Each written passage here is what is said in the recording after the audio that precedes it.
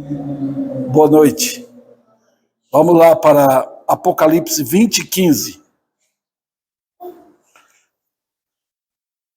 onde está escrito o seguinte: e se alguém, o último versículo aí do capítulo, e se alguém não foi achado inscrito no livro da vida, esse foi lançado para dentro do lago de fogo. Fantástico, né? Eu amo a Bíblia. Para mim é o livro, meu livro, é a palavra de Deus. E a Bíblia é um livro organizado. Você vai perceber que tem começo e tem fim. E quando chega em Apocalipse, nesse capítulo, nós já estamos vendo o desenrolar final de todas as coisas. Aqui nós estamos vendo nesse capítulo, o grande trono branco. E vocês sabem o que é isso? É o trono, o grande trono branco, onde Jesus vai assentar para julgar. E quando fala de trono branco, está falando de santidade, de pureza. Brancura na Bíblia significa isto. E até santidade e justiça. É um trono justo. Que fantástico. Hoje eu vejo o povo brincando com o nome de Deus, né? E até com o nome de Jesus. Estão brincando. Mas sabe, não tem ninguém que passou por este mundo. Bilhões e bilhões de pessoas não salvas. Não tem uma delas que conseguirá escapar desse trono branco. Todas vão comparecer. E que cenário, né? Quem não ama a Bíblia não vai ver isso. Não vai ter temor nenhum. Eu vejo hoje, ninguém teme a Deus. Estão querendo festas, até dentro das igrejas. Mas o cenário é de terror. Veja, é chamado o juízo final. Aqui nesse trono não vai ter nenhum crente. Nenhum. Porque é o trono do julgamento dos ímpios, dos não crentes. Veja o que diz. Versículo 11. Vi um grande trono branco e aquele que nele se assenta, de cuja presença fugiram a terra e o céu, e não se achou lugar para eles. Vi também os mortos. Os mortos na Bíblia são todos os que morreram sem Cristo. Tá? É bom que nós saibamos disto. Você no pecado é morto. Não tem vida. Então todos que estiverem no inferno serão tirados de lá para comparecer perante esse juiz. A Bíblia fala dele. O mesmo que foi destinado a salvar perdidos é o Senhor que vai sentar no trono para julgar. Vamos lá. Vocês vão perceber comigo aqui. Trono simboliza perfeita justiça. Nunca esqueça disso. Segunda coisa aqui. Cristo é o varão escolhido pelo Pai para ser o juiz.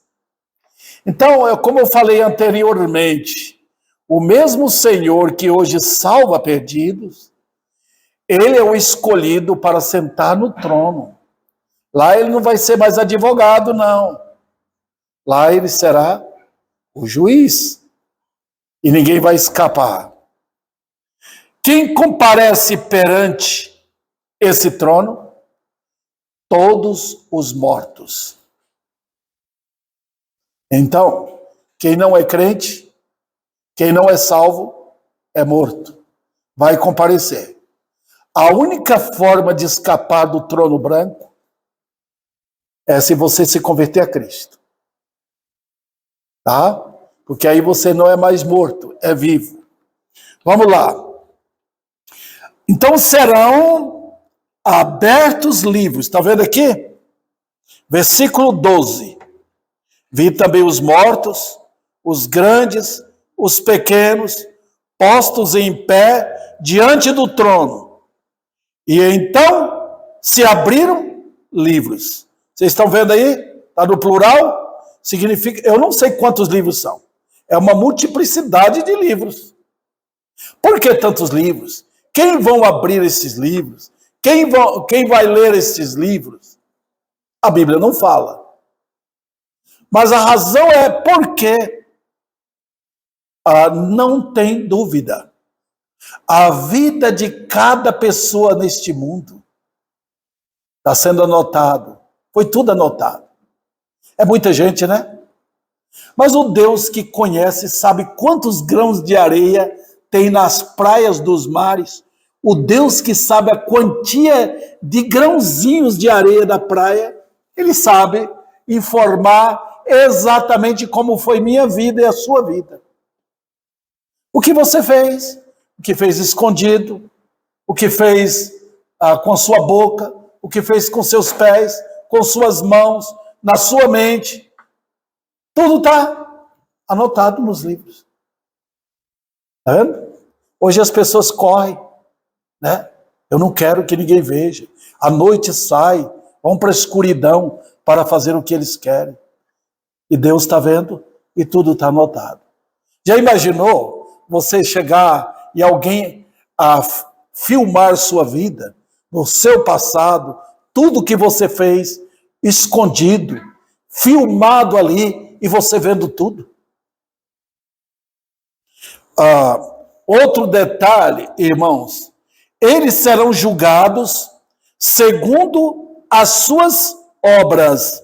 Veja o versículo 13. Deu o mar os mortos que nele estavam, a morte e o além entregaram os mortos que neles haviam, e foram julgados um por um, segundo as suas obras. É interessante, né? Mas a Bíblia trata das obras. Ninguém é salvo pelas obras. Ninguém. Mas as obras mostram quem você é. Você não é crente? Você está vivendo no pecado? As obras vão mostrar. Tá? Ninguém pode esconder nada. Né? Então, o modo de viver seu denuncia você. Judas tentou se esconder por muito tempo, mas logo descobriram que ele era um traidor, amante do dinheiro. Não foi assim? Então não tem ninguém que vai escapar. Lembra aquelas pessoas lá diante de Jesus Cristo? Conforme Mateus fala, capítulo 7. Senhor, tu estivesse na minha rua, curaste os enfermos, tu fizeste, em teu nome eu expulsei demônio. Ele vai dizer, nunca te conheci. Vós que praticais a iniquidade, apartai-vos de mim. Que coisa. Vamos adiante, irmãos. O julgamento é individual? É. O pai não vai responder pelo filho, nem o filho pelo pai, nem o marido pela esposa, nem a esposa pelo marido. Cada um será julgado naquele dia. Ninguém vai jogar na face, foi ele que fez. Nós estamos diante de um juiz.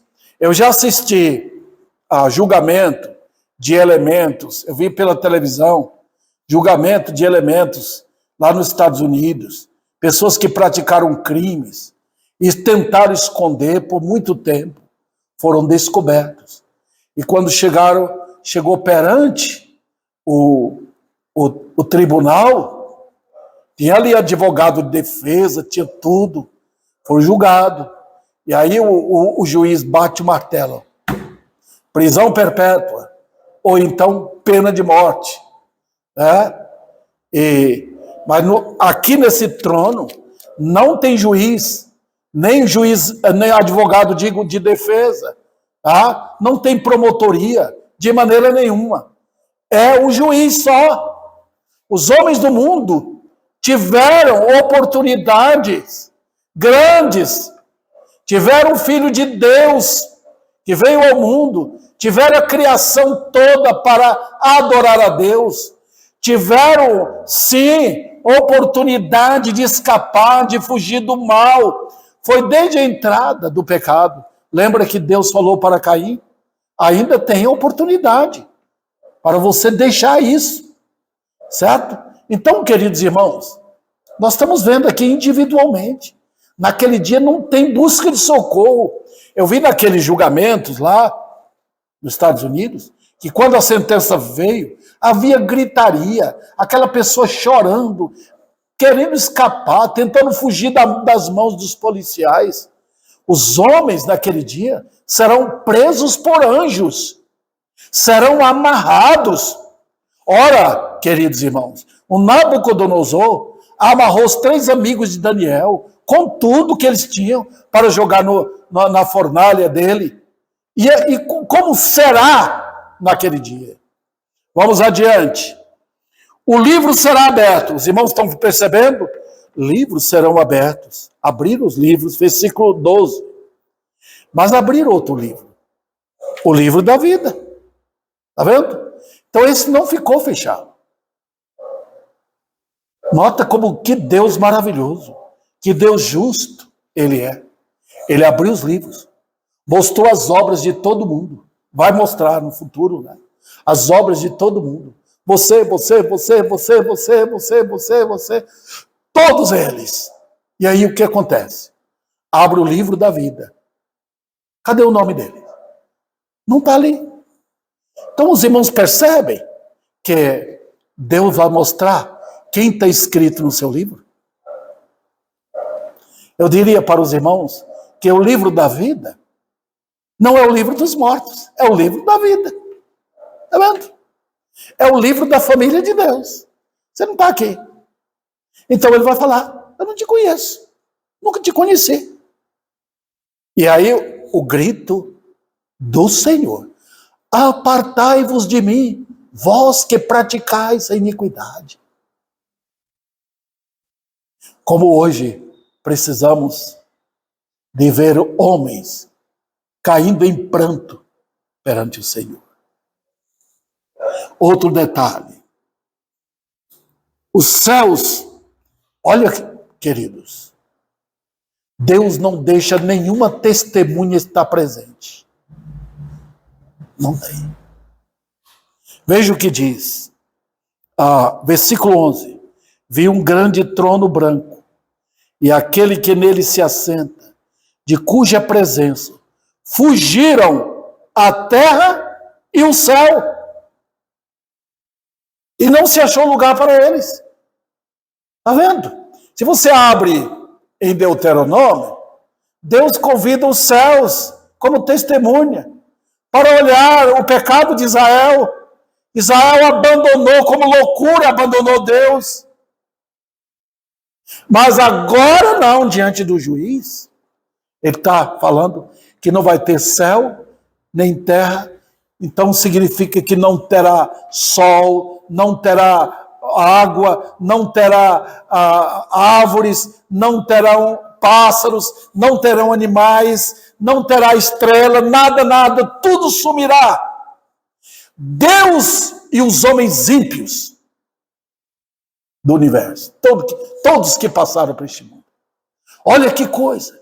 Os homens de hoje pensam que vão escapar, que a morte é uma paz. Não é. É um terror para quem não é salvo.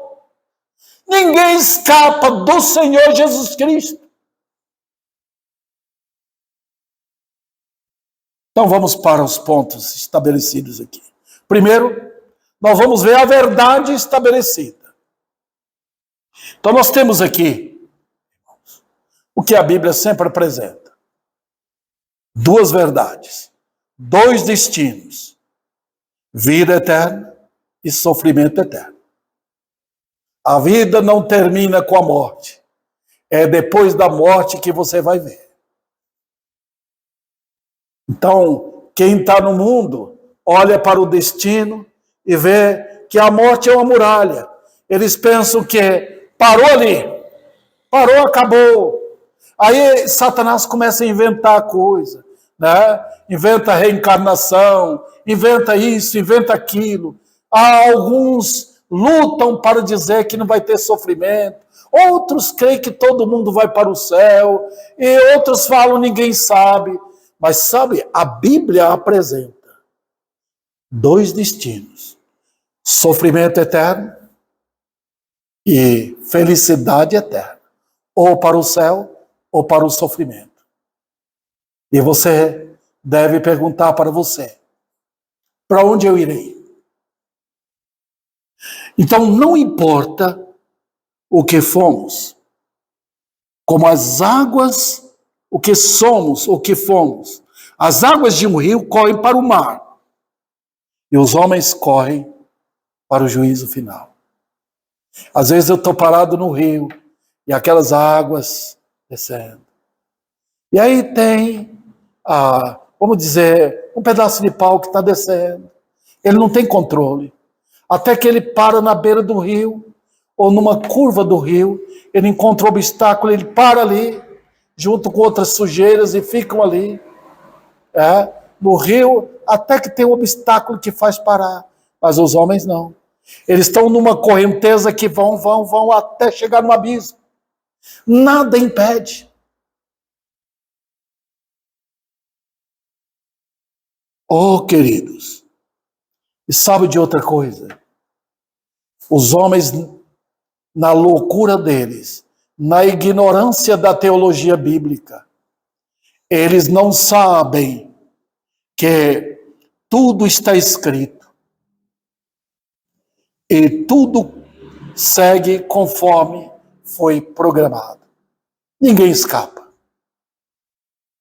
O rei que rege o universo, ele é glorioso, ele é Deus. E quando você chama um ser de Deus, ele é o Todo-Poderoso. E sendo Todo-Poderoso, não tem limites. Qualquer ser humano, qualquer anjo tem limite. Nós somos inferiores aos anjos. E os homens fazem grandes coisas aqui, né? Em termos de descobrimento. A internet hoje é grandiosa, nos fornece tanta coisa. A comunicação hoje é impressionante. E os anjos? Os anjos são poderosíssimos. Satanás consegue dominar o mundo inteiro, mas são limitados. Deus, entretanto, não é. Como é que Deus vai saber de detalhes de cada pessoa?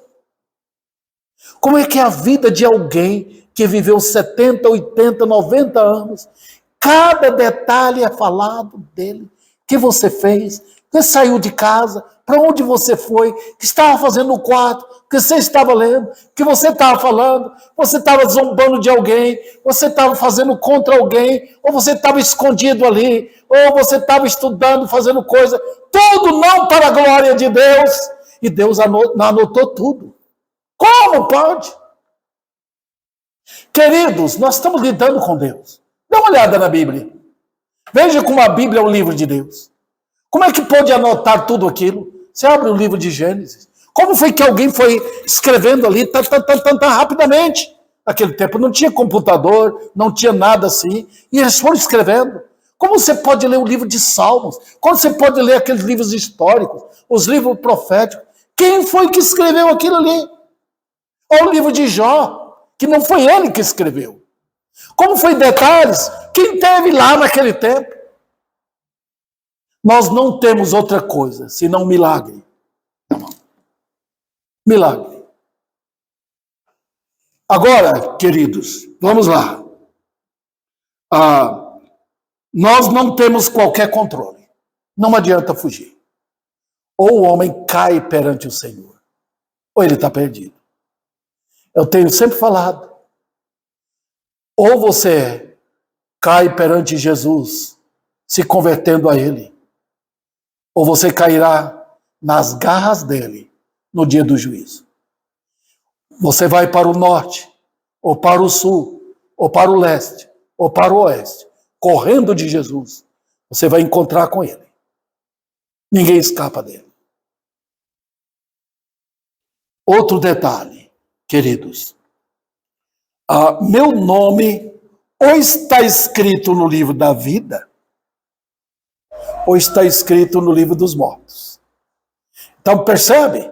Deus tem um livro onde o nome de todos os salvos está escrito. Os nomes estão escritos. E tem o livro dos mortos. Os livros.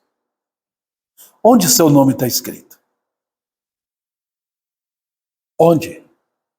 Está escrito no livro da vida? Ou está escrito no livro dos mortos? Os homens não escapam, não.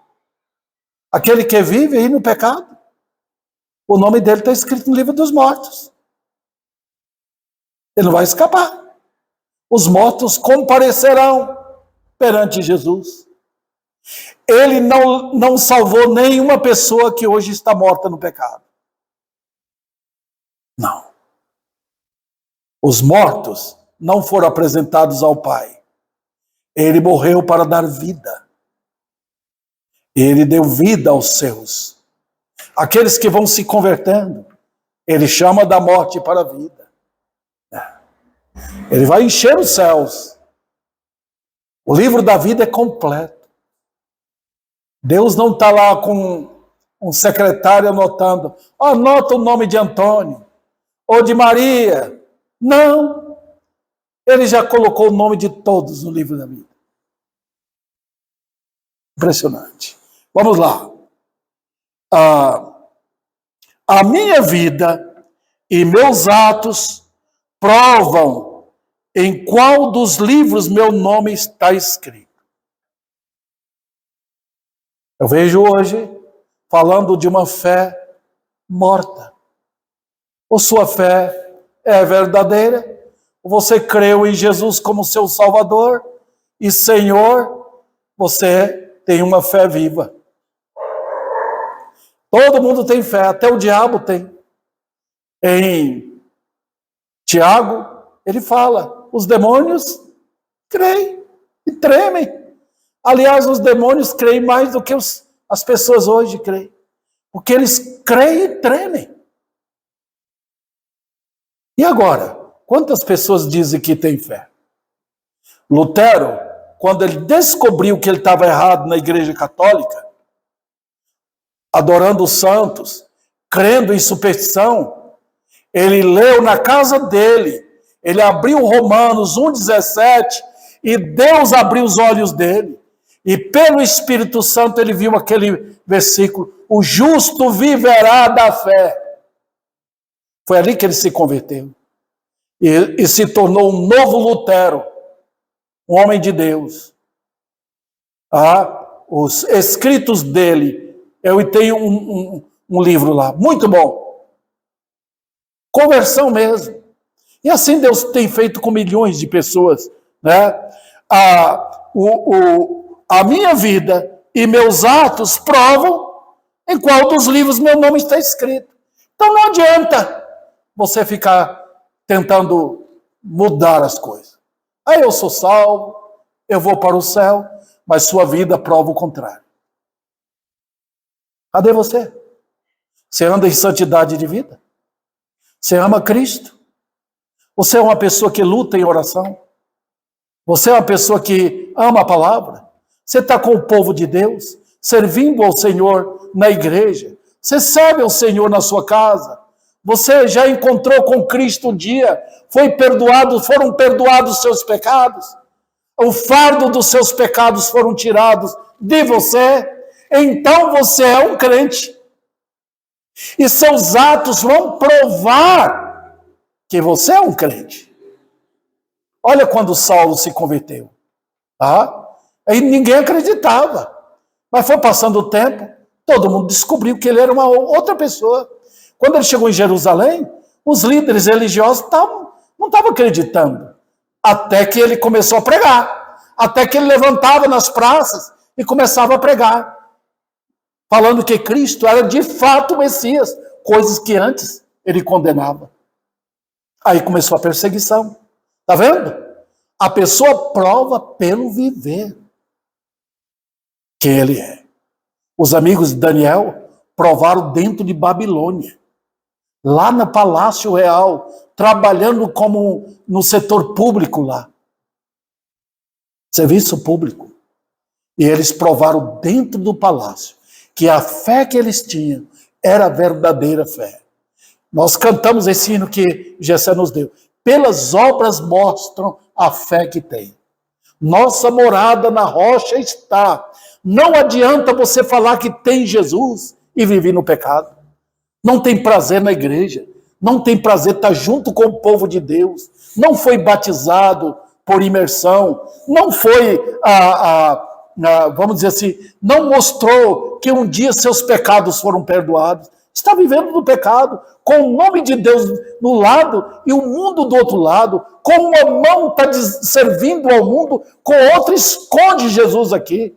Com o pé pisa na rocha do mundo e com outro pé pisa na lama.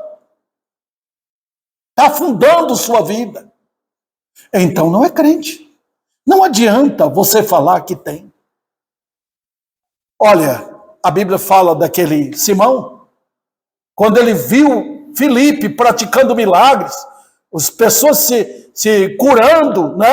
Ele abraçou a fé, ele não se converteu. Muita gente faz isso, abraça a fé. Ah, eu sou crente também, tem muita coisa boa aí.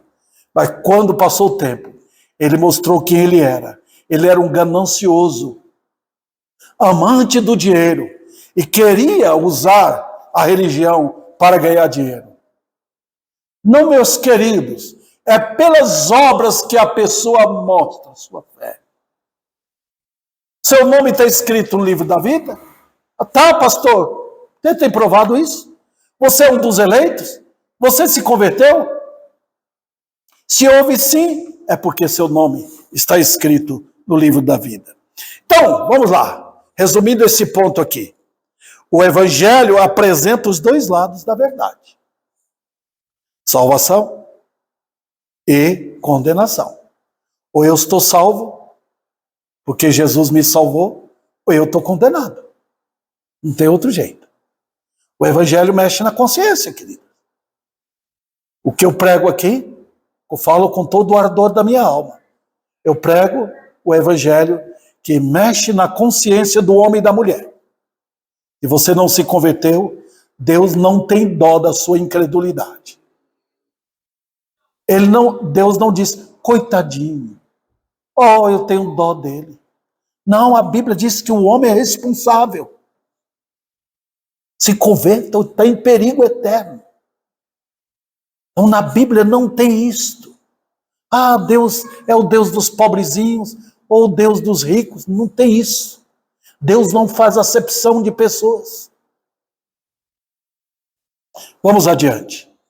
E meu nome no livro da vida? Olha o texto. Versículo 15. Se alguém não foi achado escrito no livro da vida, esse foi lançado para dentro do lago de fogo. Então vamos lá. A nossa salvação é o quê? Eu tenho, irmãos, eu sei que meus ouvintes, porque eu estou pregando para muitas pessoas indo pela internet, né? A nossa salvação é questionada com muitos teólogos. Alguns creem que quando a pessoa se converte, Deus manda escrever o nome daquela pessoa lá no livro da vida. É como arrolar um membro de igreja. Vamos supor que a Virgínia aqui é a secretária. Alguém se converte, ou então a irmã ali quer ser membro da igreja. Né? E então ela é aceita pela igreja para ser membro, e o nome dela, então, mais um que entrou no nome do rol dos membros da Igreja Batista, Maranata. Mas no céu não é assim, não. Ah, aquele fulano de tal, lá na China, ele se converteu. Aquela família toda se converteu. Coloca o nome ali. Nome de José, nome do Antônio, nome do Joel, nome da Joana, e assim por diante. No céu, não. Os nomes já foram todos escritos no livro da vida antes da fundação do mundo. O que? Se nós não estamos com um evangelho hipotético, nós não estamos trabalhando porque Deus está lá no céu assim, pregue, pregue, pregue, talvez alguém vai se converter. Ele não está lá esperando que as pessoas tomem decisão, ele não está olhando para ver se o povo de Ribeirão Preto vai se erguer, vai vir para a igreja. Ele não está lá falando, puxa, eu fiz tanto por esse povo e eles não me querem. Não! Nós lidamos com o evangelho poderoso. O evangelho bíblico dá certo. O evangelho tem o perfume de morte e tem o perfume de vida. Já imaginou? Você já chegou na casa de um morto e sentiu o cheiro de morte ali? Já, você vai no velório. Na Bahia, quando eu era pequeno, quando ia visitar a casa onde tinha um velório lá, a gente sentia de longe o cheiro de alguma coisa que eles punham. Mas notem, o evangelho é assim. Tem um cheiro de morte para os que perecem, mas tem o cheiro de vida para os que se convertem. Impressionante. O evangelho dá certo. Sabe por quê? Porque os que são eleitos se converterão. Os que têm o seu nome escrito no livro da vida vão se converter. Deus chama os dele. Olha o que Jesus falou para os judeus. Aqueles judeus ignorantes, zombando do Senhor. Ele falou o quê? Vocês não creem em mim, porque vocês não são das minhas ovelhas. Olha, ele não estava assim querendo chamar atenção e falar para eles, por que vocês não me querem? Por que vocês não me aceitam? Eu vim ao mundo para salvar e vocês não me aceitam. Não, ele não falou. Ele falou, vocês não creem porque não são das minhas ovelhas. Então nós temos aqui, queridos, salvação é a causa do nome do livro da vida? Não. Salvação é o efeito. Qual é a causa que meu nome está escrito no livro da vida? Foi que Deus, antes da fundação do mundo, me escolheu. Me escolheu em Cristo. E o efeito é que agora eu recebi Jesus como meu Salvador. Eu criei nele. Quando Paulo pregou, se não me engano em Antioquia, capítulo 13 de Atos, ele pregou essas coisas, irmãos. Sabe o que aconteceu no final da mensagem dele, capítulo 13?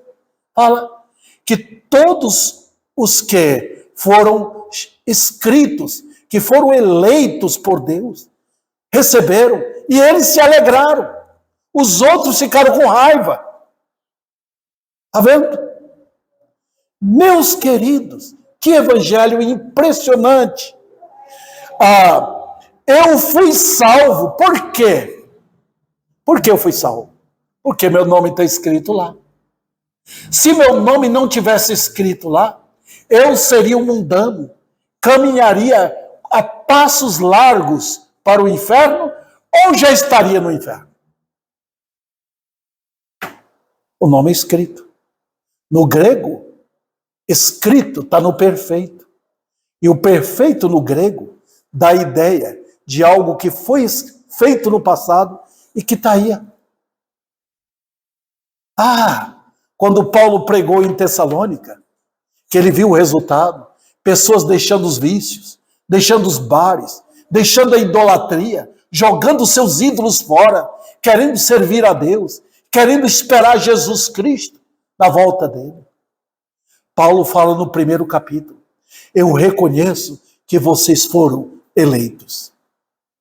Impressionante. Olha como a Bíblia destaca isso. Tá? Vamos adiante aqui.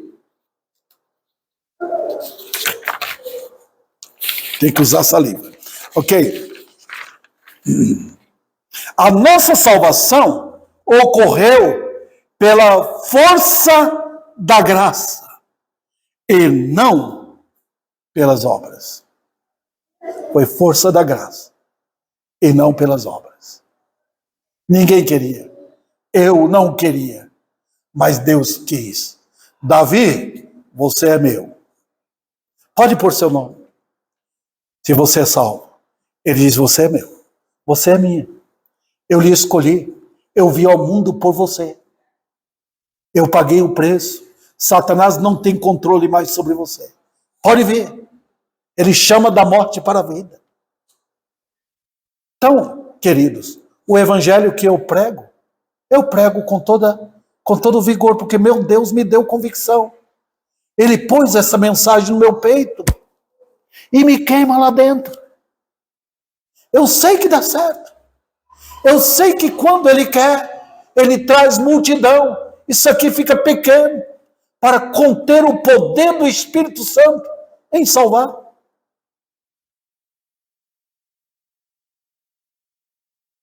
Deus escolheu homens mortos nos pecados para dar vida celestial. Esse é o poder do Evangelho. O Evangelho não lida com o livre-arbítrio do homem, não. O Evangelho não lida com o poder de decisão do homem. O Evangelho lida com mortos. Homens e mulheres mortos no pecado. Ninguém dá nada por eles. Ninguém acredita. Mas quando Deus chama, a morte solta. O pecado libera. Vai. Ninguém pode ir contra a morte e contra o pecado, a não ser a vida. E Jesus veio para dar vida, como Ele fez com Lázaro. Retirou do sepulcro, chamou. E então a morte foi vencida. Todo o poder que dominava o corpo daquele morto foi derrotado. E Lázaro ergueu para vir a Cristo. Então, queridos, só tem dois grupos de pessoas no mundo. Só os mortos e os vivos. Então, as referências para provar esse fato são revestidos de glória. E eu quero rapidamente aqui que vocês vejam o que está escrito. Tá bem? Vamos lá. Veja como aparece escrito no tempo perfeito na língua grega.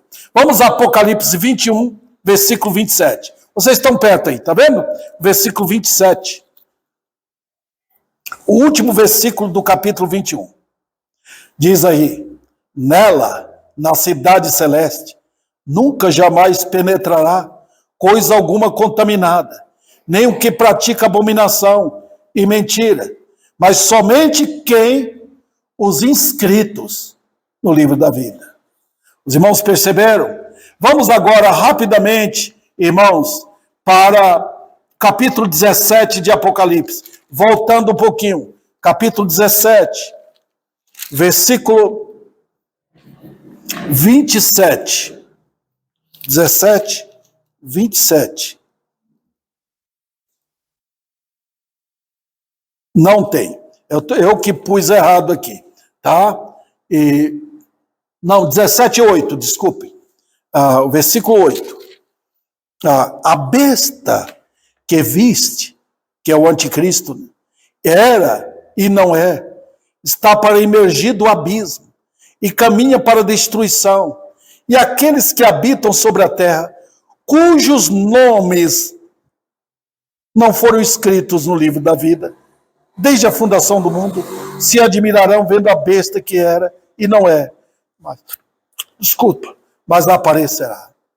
De novo, vocês estão vendo que tem um grupo que tem seu nome escrito no livro da vida e tem um grupo que não tem. Vamos de novo, outra passagem.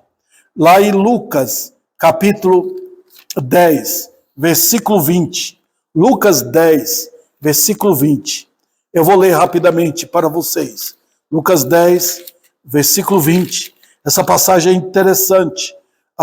olha o que ele fala para os discípulos. Eles tinham saído e expulsaram demônios. E viram muita coisa acontecendo, pessoas curadas, e eles voltaram contentes para Jesus, dando relatório. O que ele falou? Não obstante, alegrai-vos, não porque os espíritos se vos submetem, e sim porque o vosso nome está arrolado, tempo perfeito, lá nos céus, ou está escrito lá no céu. E de novo, vocês falam, pastor, mas tem outra passagem? Tem. Daniel, último capítulo. Vamos para Daniel, agora no Velho Testamento. Volte um pouco lá e vocês vão ver. Depois de Ezequiel, vem o livro de Daniel. O último capítulo de Daniel. Olha o que Deus fala para esse homem. Veja, versículo Daniel capítulo 12, versos 1 e 2. Nesse tempo se levantará Miguel, o grande príncipe, o defensor dos filhos do teu povo, e haverá tempo de angústia, qual nunca houve desde que houve nação até aquele tempo.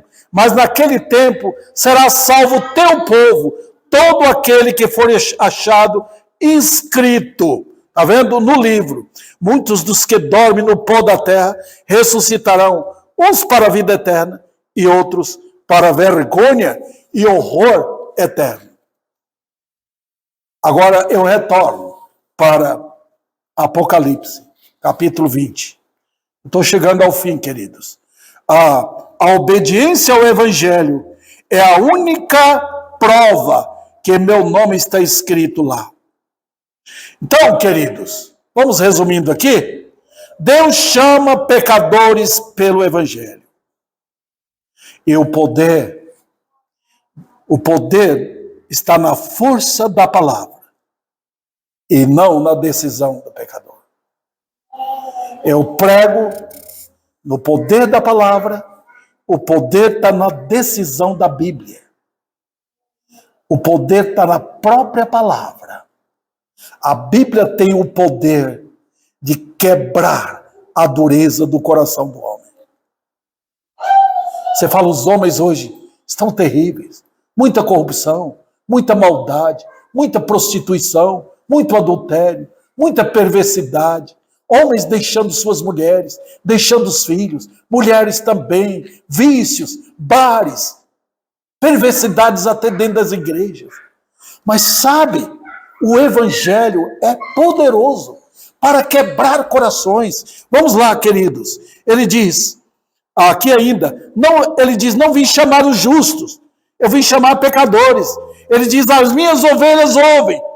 Então, lembra que ele diz, o Deus de toda graça, que em Cristo vos chamou, é Deus chamando. Eu creio nesse Evangelho, o Evangelho que Deus usa para chamar os eleitos dele, da morte para a vida. Então, é de se esperar, os que têm os seus nomes escritos, mostrarão vida aqui. Satanás encheu as igrejas hoje de mortos, e colocou o mundo dentro das igrejas. Está cheio de mortos. Mas Cristo é Deus dos vivos. E periodicamente ele pega a vassoura dele e faz uma limpeza na casa dele, pelo mundo inteiro, tirando o joio do meio do trigo. Então, os salvos, eles são nascidos de Deus, aspiram o céu, amam a glória eterna, e há em seus corações um espírito de santidade. Eles amam santidade, lutam, muitos choram, querendo ser iguais a Cristo, querendo viver por Cristo. É a luta dos eleitos de Deus. E agora eu vou para a parte final. E o livro dos mortos. Ora, se não está escrito no livro da vida, está escrito nos livros lá. Olha lá Antônio, olha lá José, olha lá o João. Olha a vida dele.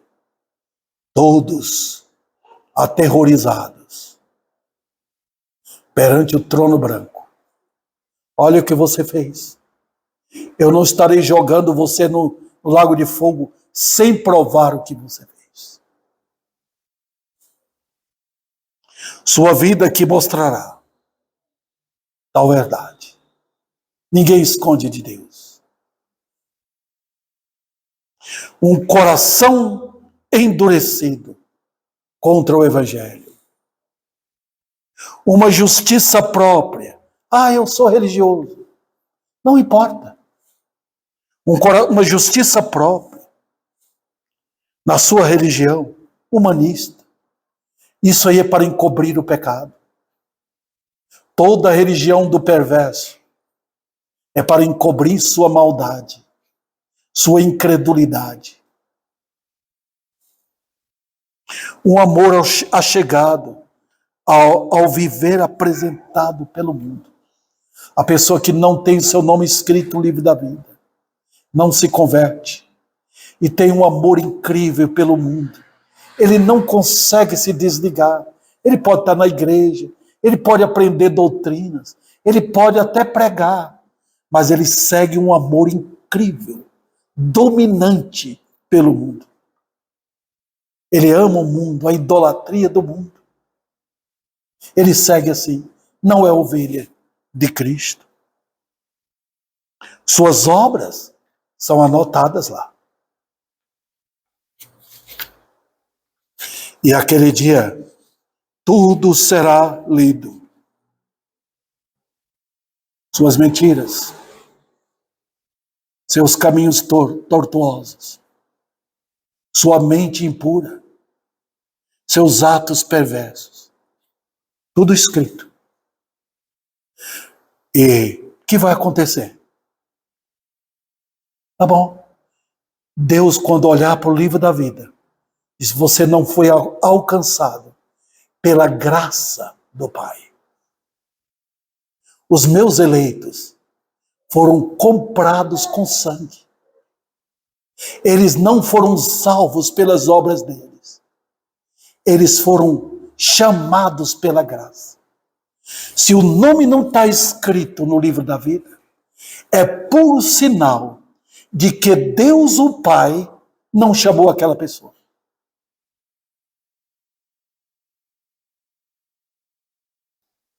Qual vai ser a ordem? Pegai-os e lançai-os no lago de fogo. Deus é capaz de fazer um lago de fogo? Olha, aquele que fez o dilúvio acontecer. Ele inundou todo o planeta Terra com água. Todo. Não teve uma parte sequer desse imenso planeta Terra que não virasse uma bola de água. Todo. Ele não tem poder para fazer um lago de fogo? O Sol, 1.500.000 vezes maior do que a Terra, é um lago de fogo. Ele pode fazer imensamente maior. Tem sóis no universo que esse Sol que nós temos vira tão pequeno, parecendo um pinguinho só, uma gotícula diante dele. Da imensidão de um Sol desse. Ele não é poderoso para fazer um lago de fogo? Então, pecadores, tremam perante ele. Caiam perante ele. Se convertam. Cristo agora chama pecadores ao arrependimento. Vinde, pecadores, deixai os vossos pecados, se humilhem perante ele. Ele foi na cruz para salvar perdidos. O arrependimento e conversão provam que seu nome está no livro da vida. Chore perante ele. Fale, tem misericórdia de mim. E ele lhe salvará. Está vendo como Deus faz? Ele faz com que os eleitos sejam humilhados perante ele. E meus pecados? Que resposta! O sangue de Jesus, seu Filho, nos purifica de quantos pecados? De todo pecado.